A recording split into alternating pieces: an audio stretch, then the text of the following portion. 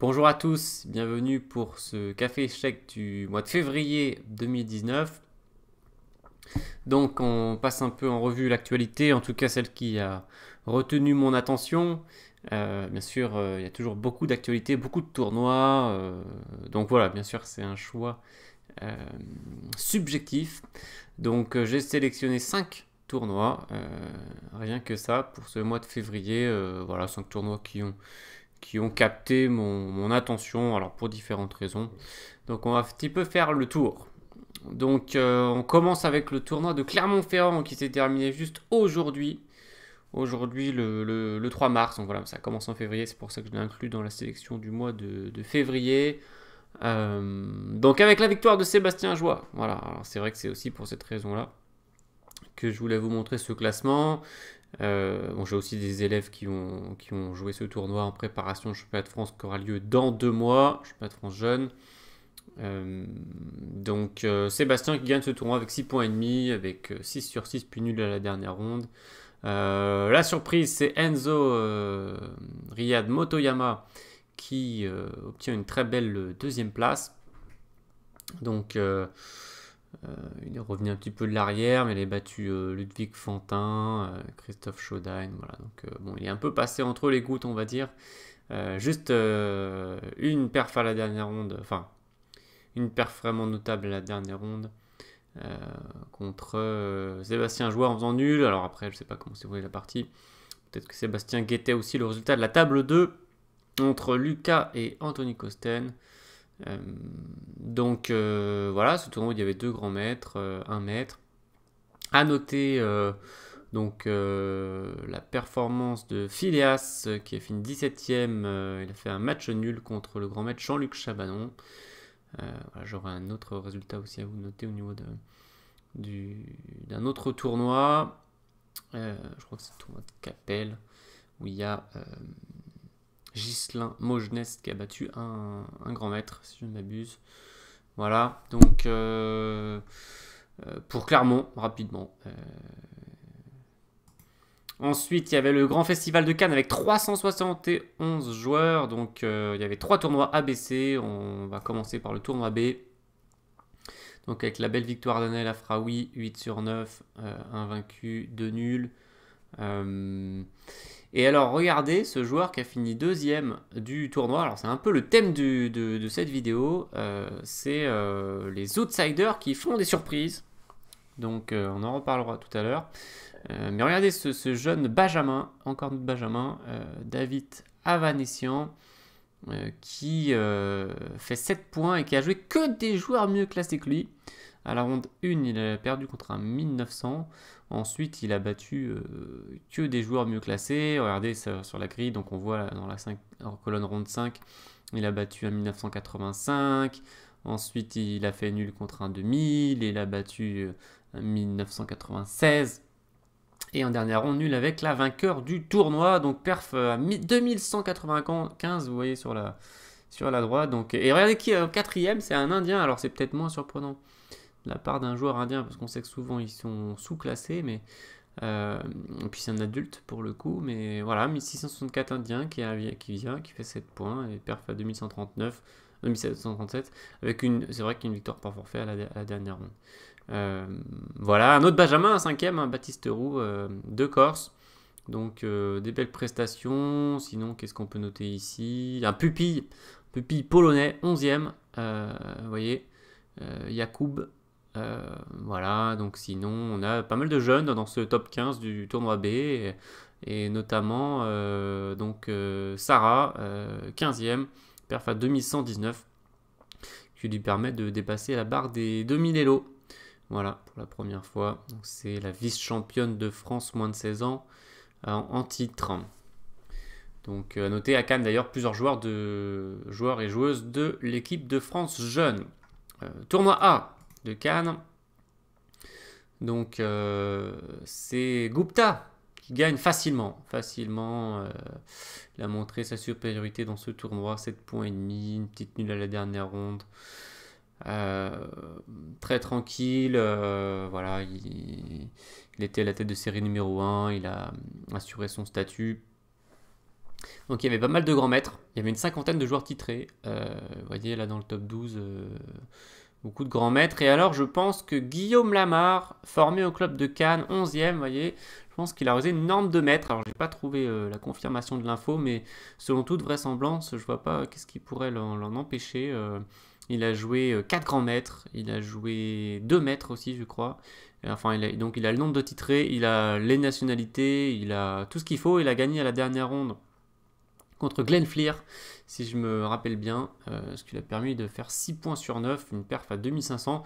Donc on sait qu'il faut faire une perf à plus de 2450 pour faire une norme de maître, avec les conditions. Donc les conditions, c'est principalement avoir affronté au moins la moitié de nos adversaires qui étaient titrés, plus au moins 3 maîtres ou 2 grands maîtres de mémoire, quelque chose comme ça, et 4 nationalités différentes. Donc il y a pas mal de conditions. Je crois qu'elles s'étaient remplies ici pour Guillaume, qui fait un gros tournoi, donc il va passer la barre des 2400. Donc Guillaume qui est en bonne progression ces temps-ci. Voilà. Donc pour Cannes. Ensuite, on passe à la Cairns Cup, la première Cairns Cup, donc organisée à Saint-Louis par les mécènes Sinquefield. Tournoi fermé, féminin. C'est assez rare pour être souligné, donc avec quelques-unes des meilleures joueuses du top 20 mondial. Et notamment notre numéro 1 française, Marie Sebag, qui revenait un peu à la compétition, parce qu'elle ne joue pas beaucoup. Et retour difficile à la compétition, avec une seule victoire, 3 points sur 9. Voilà, elle a joué aussi le week-end dernier à Nancy, en rapide et blitz. Format qui lui convient toujours bien.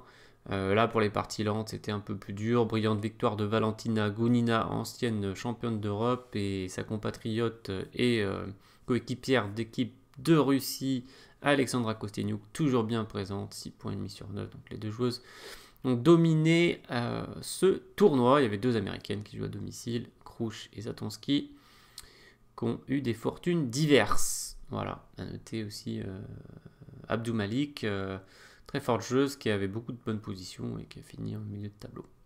Voilà pour ce petit tournoi, ce tournoi sympathique féminin fermé de haut niveau. Aux États-Unis toujours, il y a eu le Showdown, donc comme ils appellent ça. Donc c'est des matchs. Alors ils ont fait des matchs. Format match, voilà, donc Nakamura contre Douda, Caruana contre Hare Krishna. Format match en rapide et blitz, donc avec beaucoup de parties. Hein. Donc vous voyez les scores. Hein. Alors une partie rapide rapportait 2 points, un blitz rapportait 1 point. Mais donc ils ont joué une vingtaine de blitz et une douzaine de rapides, quelque chose comme ça.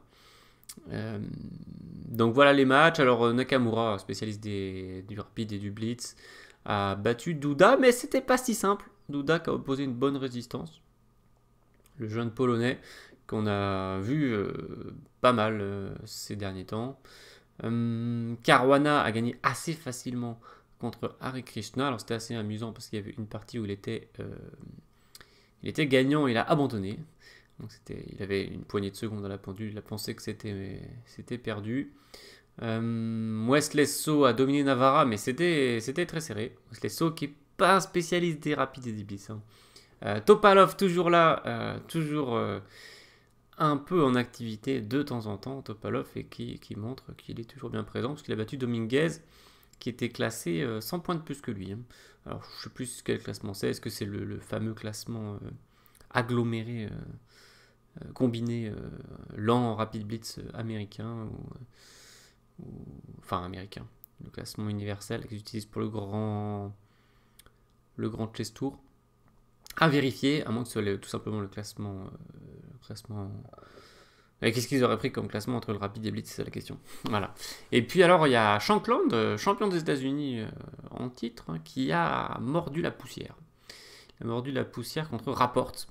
Donc c'est vrai que sur le papier le match semblait plutôt équilibré.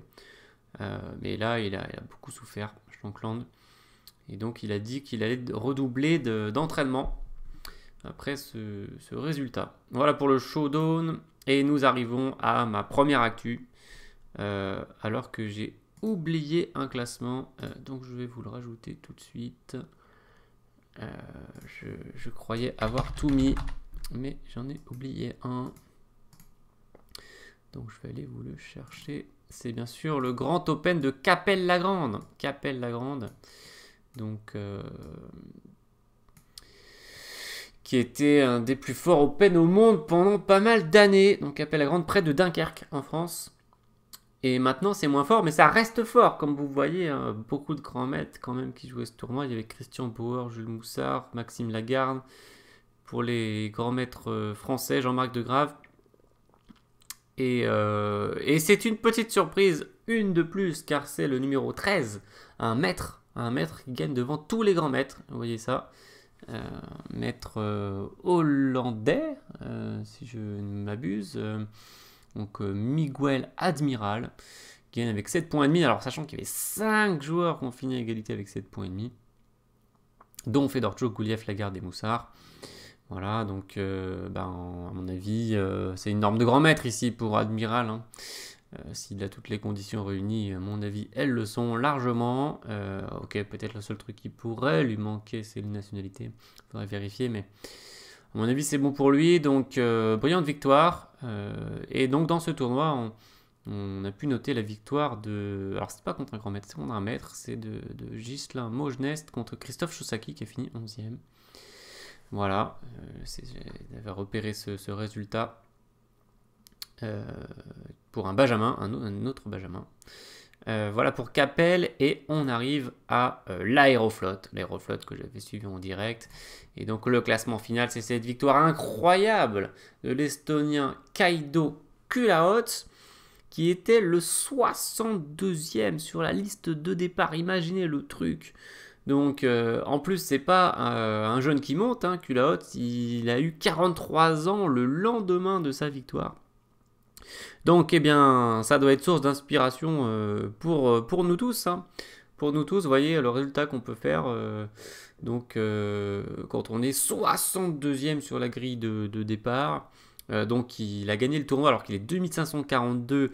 Il y avait 6 joueurs à 2700 Elo dans le tournoi. Donc il a brillamment gagné. Qu'est-ce qu'on peut dire sur Kulaots? Il a gagné 4 fois avec les noirs, 1 fois avec les blancs dans ce tournoi. Il a battu rien de moins. Alors je vais vous retrouver ça. Il a battu Weidi. Il a battu Dubov. Donc déjà Weidi et Dubov. De jeunes joueurs très forts à plus de 2700. Il a battu aussi Firouja, Maksudlo et Rismatoulin. Il a gagné 4 fois avec les Noirs, ce qui est toujours impressionnant à ce niveau-là. Et il a une perf à 2872, donc il a une performance à un niveau plus élevé que le classement Elo de Carlsen actuellement. Donc Kulaots, je vous ai préparé sa photo, tac, voilà. Donc Kaido Kulaots. Grand maître expérimenté, bien sûr, mais personne ne l'attendait vainqueur de ce tournoi, et pas lui-même non plus, hein, il l'a dit. Donc il pensait jamais qu'il gagnerait 4 fois avec les Noirs dans un tournoi de ce niveau-là. Voilà, donc Kulaots, brillante victoire. Il y a Carlsen qui a réagi en disant, eh bien, bravo à Kulaots, avec qui j'ai partagé un appartement dans un tournoi quand j'avais 9 ans, avec mon père. Et donc ce joueur qui a été une inspiration pour moi, et qui avait dit à cette époque qu'il pensait que j'atteindrais le classement de 2650 minimum. Voilà, donc Kulaots qui s'était pas trompé du tout devant le jeune Magnus Carlsen de 9 ans, et qui remporte donc ce tournoi de manière complètement incroyable. Alors il gagne devant Martyrossian, un jeune espoir arménien de 18 ans, qui a fait un magnifique tournoi également. Alors à droite, c'est pas la perf, hein, c'est la moyenne Elo des adversaires. Vous voyez, Kulaots qui a joué une moyenne Elo à 2647, il fait 7 sur 9, donc ça explique la perf à 2872. Donc sinon, il y a Sassi Kiran qui a 38 ans, qui finit 3ème, donc devant aussi la jeune génération, et qui avait dominé le tournoi, qui finit avec 6,5 points tout seul, vous voyez, au classement. Donc les joueurs à 2700, il y en avait 6, notamment il y avait Inarkiev, je crois, Fedoseyev, Enfin, Inarkev peut-être un peu en dessous des 2007. Bah, il est 7ème en fait, Inarkev, vous le voyez. C'était plutôt Fedoseyev qui était plus de 2700. Il y avait Dubov, je crois, il y avait Mamedov. Voilà, pour en citer quelques-uns.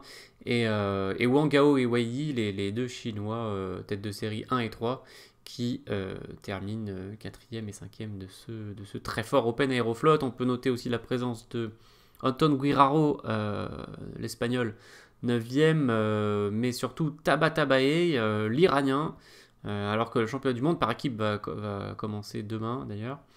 Avec une forte équipe d'Iran, on retrouve Firouja, Tabatabaei, etc. Matsoudlou. Donc 5 points et demi, gros tournoi pour lui, gros tournoi aussi pour l'Indien Vaibhav, que personnellement je ne connaissais pas. 47e sur la grille de départ, il finit 12e, très solide. Voilà, donc super tournoi Aeroflot. Pour conclure cette revue des tournois du mois de février. Donc j'espère que ça vous a plu. N'hésitez pas à laisser un petit commentaire. Et puis s'il y a un tournoi qui a attiré votre attention, n'hésitez pas à le mettre en commentaire. Comme j'ai dit, je ne peux pas présenter tous les tournois du mois de février. Et il y a sans doute des choses intéressantes qui se sont passées à d'autres endroits, dans d'autres tournois. N'hésitez pas à laisser un commentaire à ce sujet. N'hésitez pas à mettre un pouce vers le haut. Et puis je vous laisse avec l'écran de fin pour soutenir la chaîne. Bonne continuation à tous et je vous dis à bientôt. Ciao!